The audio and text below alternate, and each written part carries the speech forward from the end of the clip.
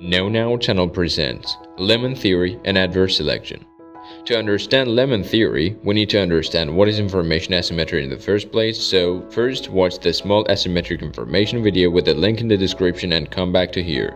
Now let's start with adverse selection. As we know from the moral hazard problem, in insurance companies the problem arises when the company cannot differentiate the risks of their clients. Although they try to differentiate as much as they can, but that's just never enough.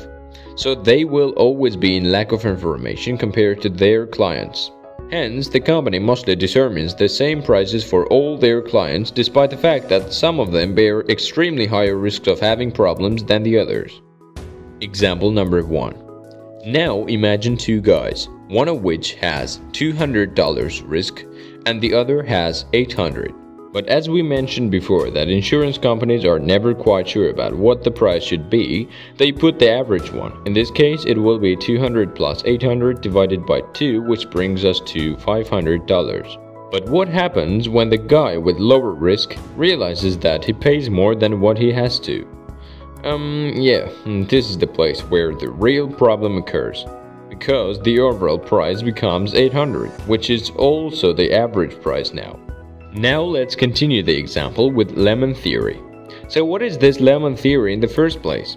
In American slang, a lemon is a card that is found to be defective only after it has been bought. The cherries, however, is considered to be the good ones according to the theory. Cherries are also called peaches or plums. So the concept is that there are lots of used car sellers and some of the cars are lemons, which means they are defective, and the others are cherries without any problem. But as all the sellers deny their products to be lemons, the overall buyers have no idea which one is lemon and which one is cherry. Example number 2. Now imagine that there are 50 lemons with the real price of $10,000 and 50 cherries with the real price of $30,000. So as you may have already guessed, the average price is $20,000. But what happens next? Well, you remember the guy who stopped his insurance, right? Yeah, that's what's gonna happen. Seeing the opportunity, 20 lemon sellers enter the market. Because due to not knowing the difference between lemons and cherries, the buyers can only formulate average price for all of them. But now, as additional 20 lemon sellers entered the market, the total average price just fell to $18,333. Adverse selection moves on because some of the cherry sellers just realized that the cost of their car was $19,000 itself, let alone $18,000. Therefore, 20 of the cherry sellers, unsatisfied with the price, stopped selling cars, which makes the average price to fall down to $16,000.